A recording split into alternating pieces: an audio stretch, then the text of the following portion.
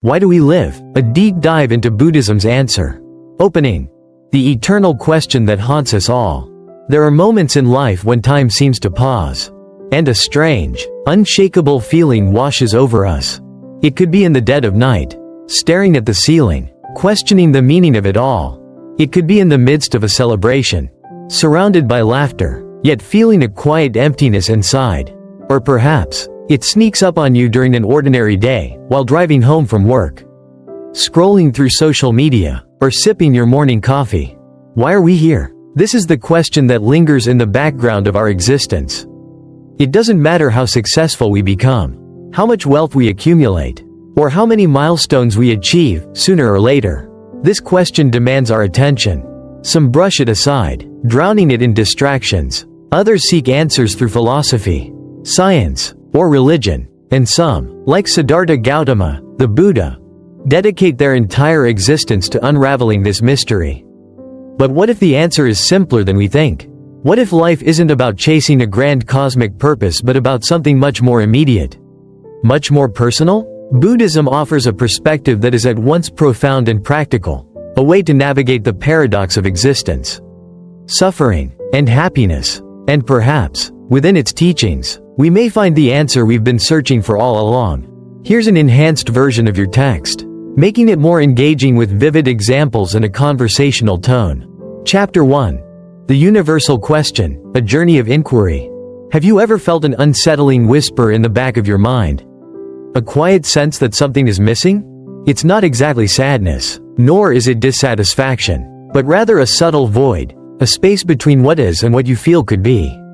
This sensation can arise at the most unexpected moments, in the middle of a joyful celebration, during a quiet evening alone, or while scrolling endlessly through social media, bombarded with carefully curated images of happiness and success. Despite having what we believe should make us content, a stable job, loving relationships, material comforts, why does this lingering emptiness persist? This is not a new dilemma. The questions why are we here? What is the purpose of life? Have puzzled humanity for centuries. They transcend time, culture, and philosophy, weaving through the thoughts of scientists, poets, monks, and everyday people alike. Science and the search for meaning. Many seek answers in science. Some theories suggest that human existence is simply the outcome of random cosmic events, governed by the laws of physics and the anthropic principle, the idea that we exist because the universe allows for our existence. Others argue that life's intricate design is too precise to be accidental. Does this point to a grand designer? Or are we merely projecting meaning onto chaos? Even modern neuroscience offers insight. Studies suggest that the human brain is wired to seek patterns and purpose, a survival mechanism that has helped us navigate the uncertainties of existence. But if meaning is a mere neurological construct, does that make it any less real? Buddhism approaches this existential search differently. Instead of focusing on abstract cosmic origins, the Buddha concentrated on something far more immediate and universal: suffering and the potential for liberation. The awakening of Siddhartha Gautama. Consider the story of the Buddha himself.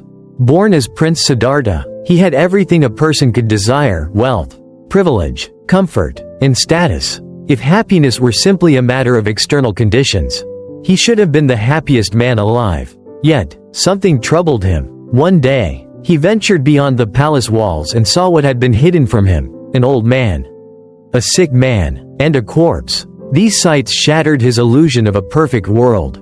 No matter how much one possesses, no one is exempt from aging, sickness, and death. This realization ignited a deep yearning within him. Was there a way to transcend suffering?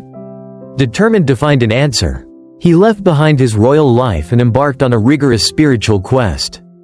He tried everything: studying with great teachers, practicing extreme asceticism, and nearly starving himself in the pursuit of enlightenment. Yet, none of these brought him the wisdom he sought. Imagine it like this.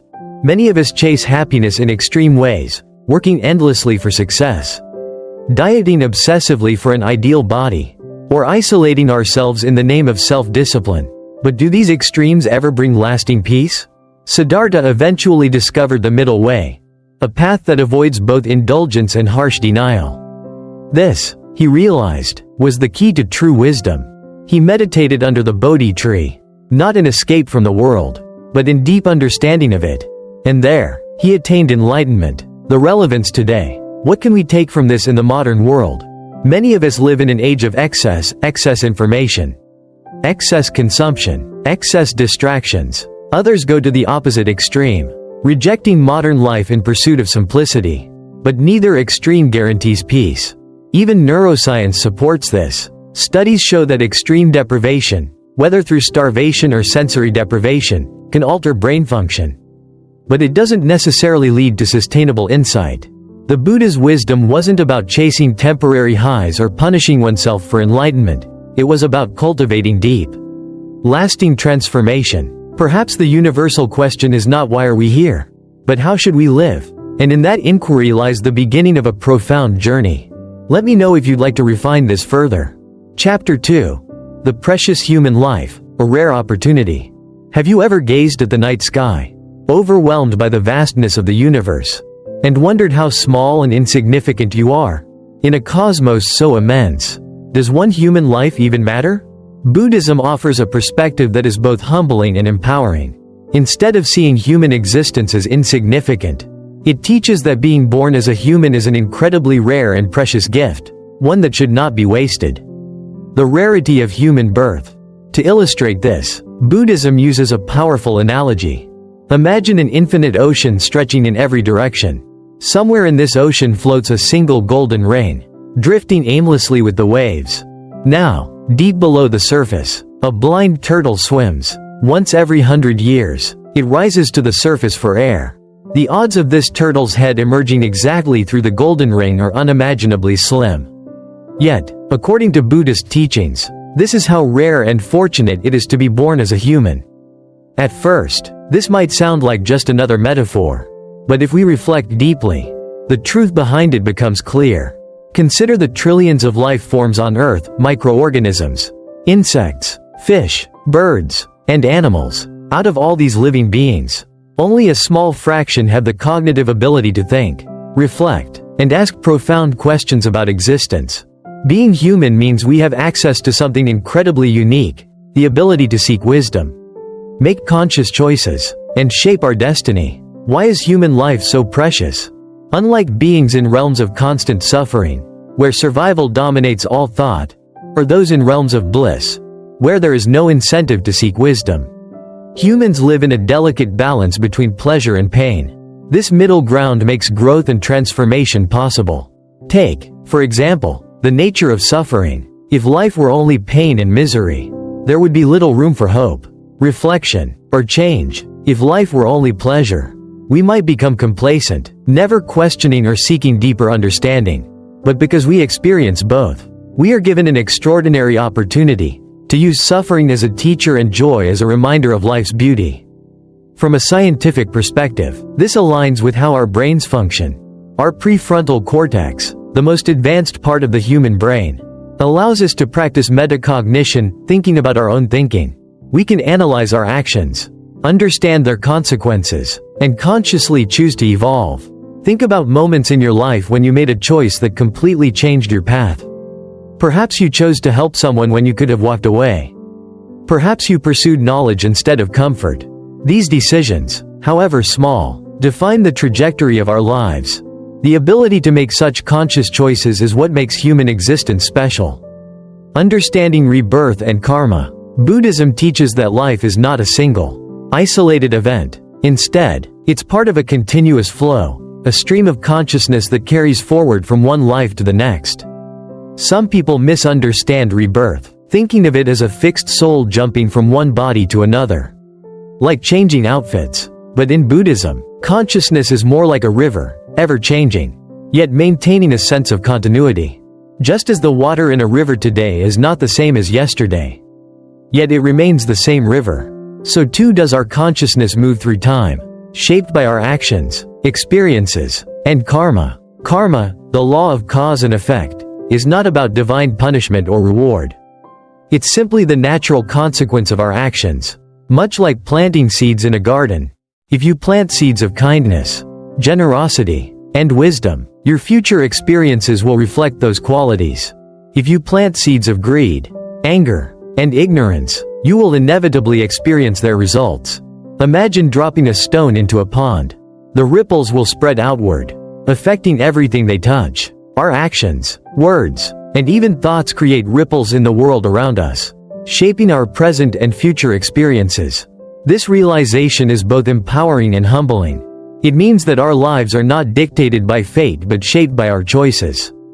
Every decision we make matters, not just for this life but for the continuation of our consciousness beyond it. How this changes the way we live. If we truly understand the rarity and value of human life, we begin to see the world differently. We stop taking our existence for granted.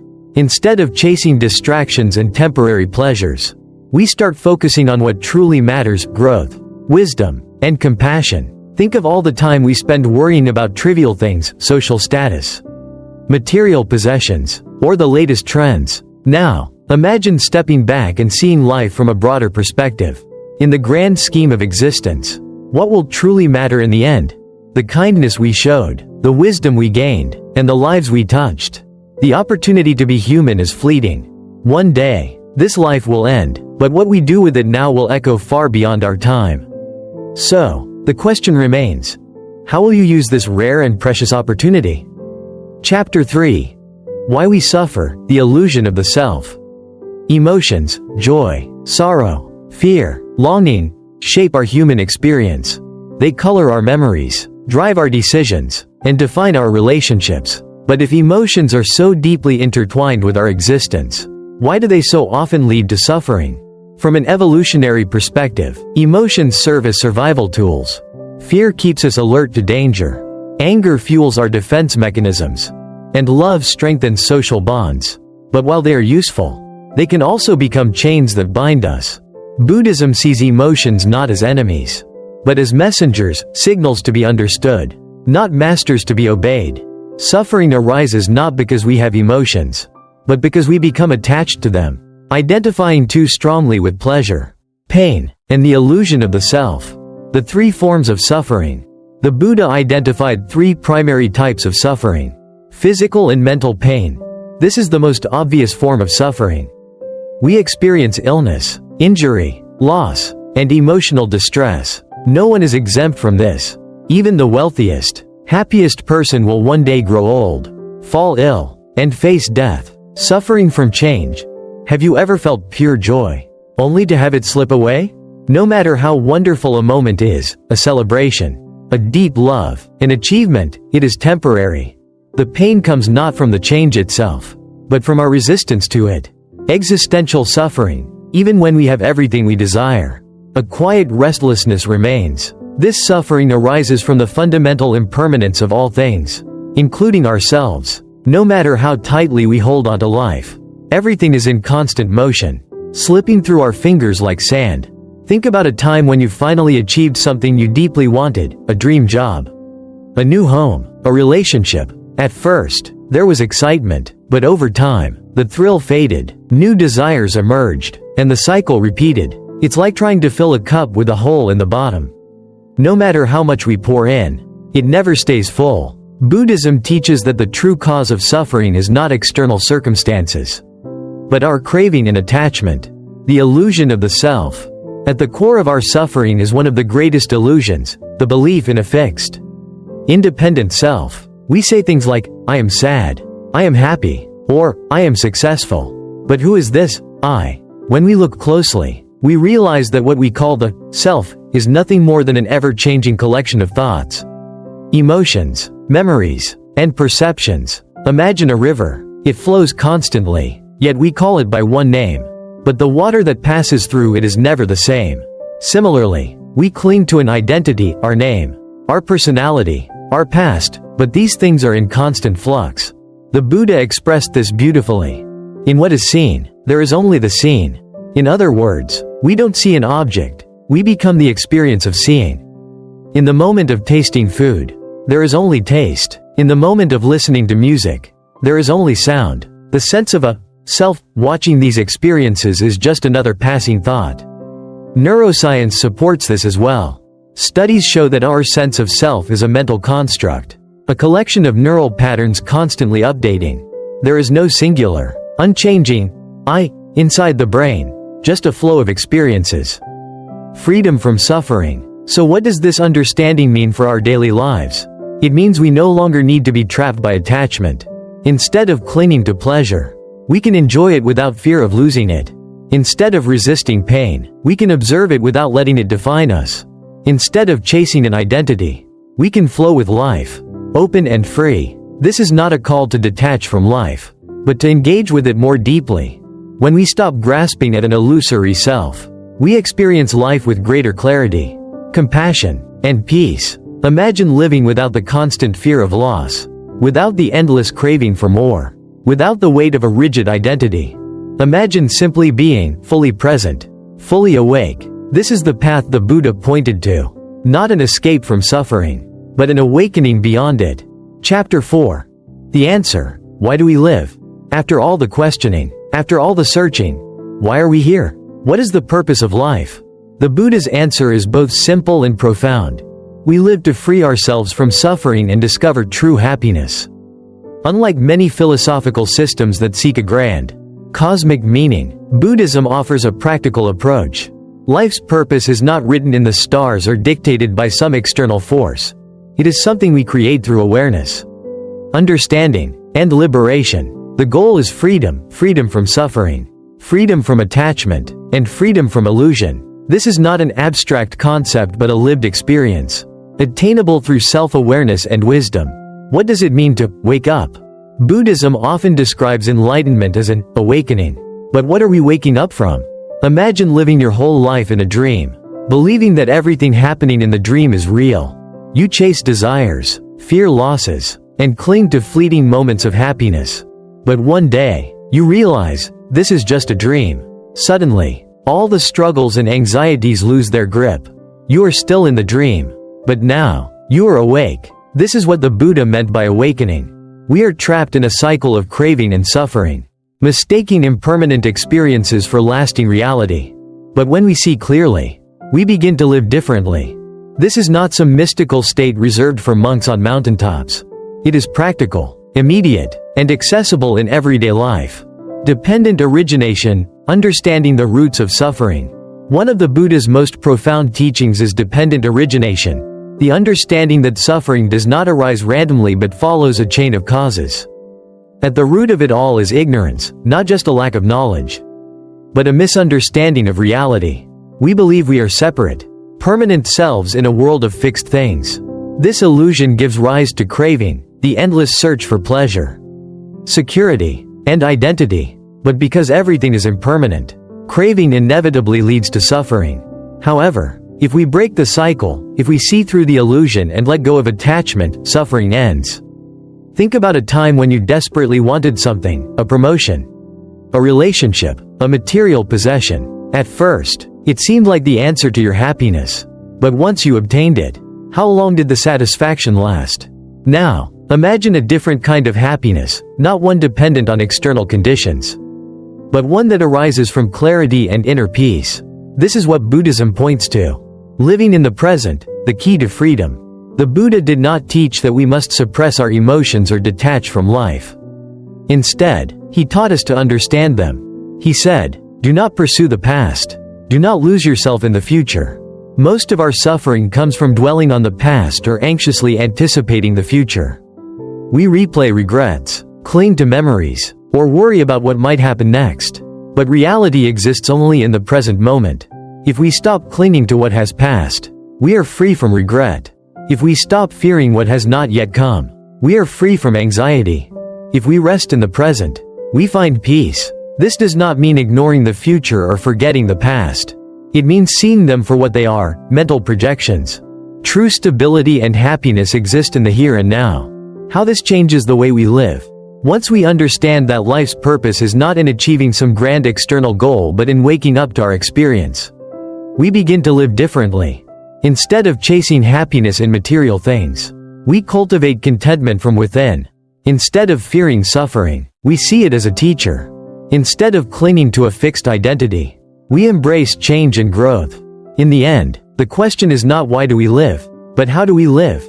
And the answer is simple: live with awareness. Live with wisdom. Live with freedom. Chapter 5. Living a complete human life.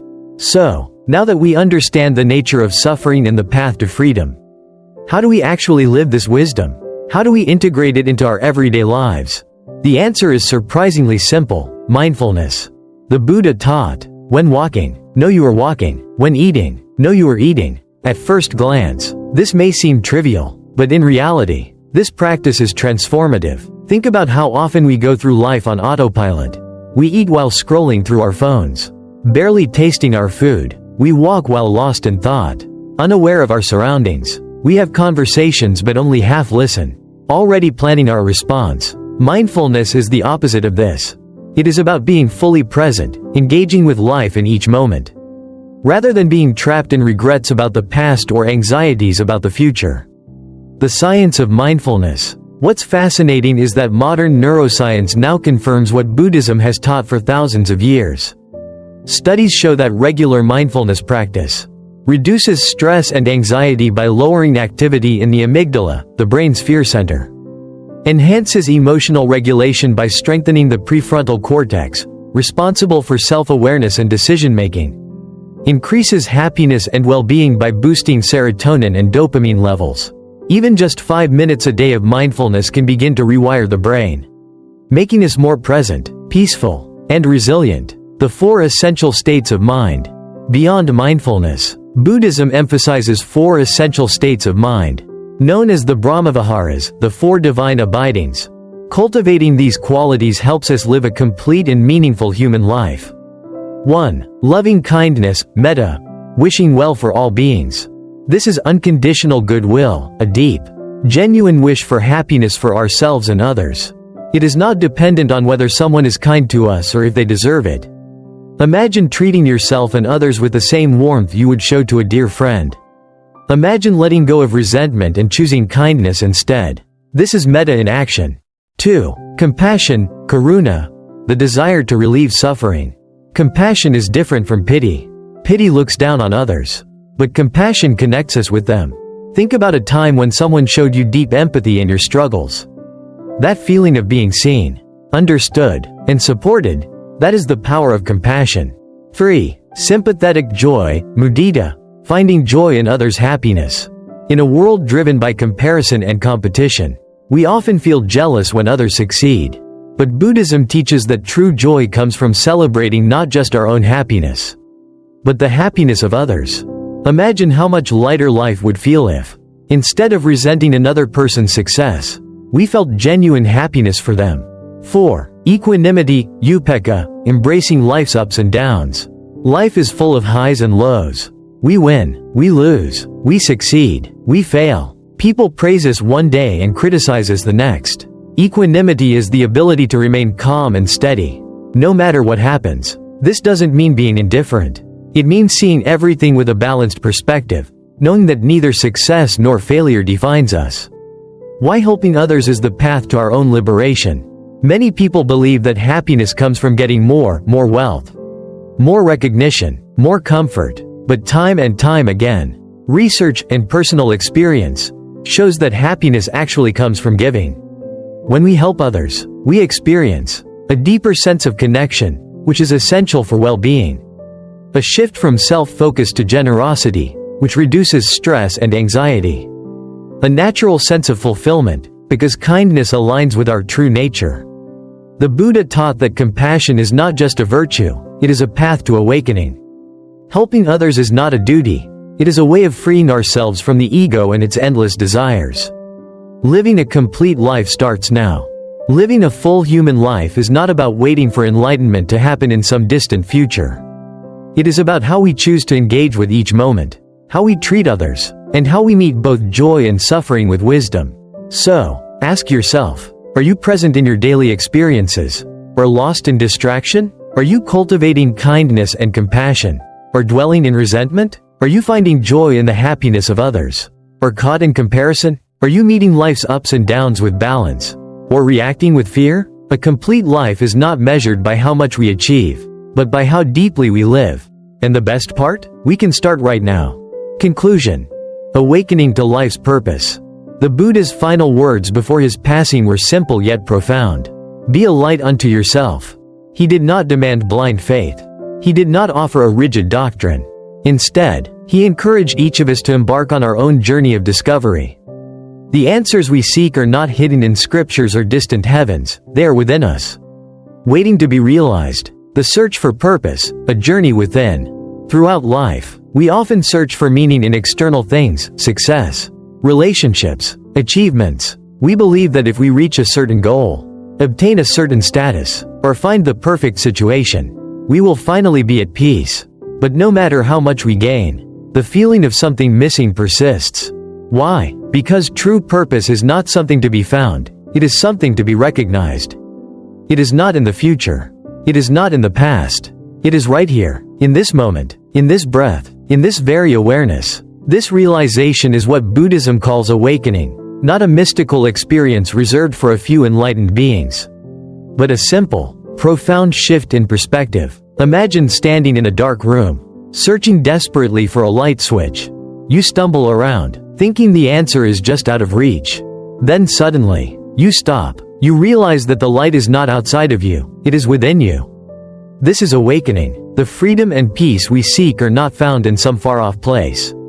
They are here, now, in our ability to see clearly, to live fully, to be present. What it means to awaken. To awaken is not to escape life, but to engage with it more deeply. It means seeing through the illusions that cause suffering. It means freeing ourselves from the endless cycle of craving and fear. It means realizing that happiness is not something we chase, it is something we cultivate from within. The journey is not about becoming someone new. It is about returning to what we already are, aware, compassionate, and free. The invitation to live fully.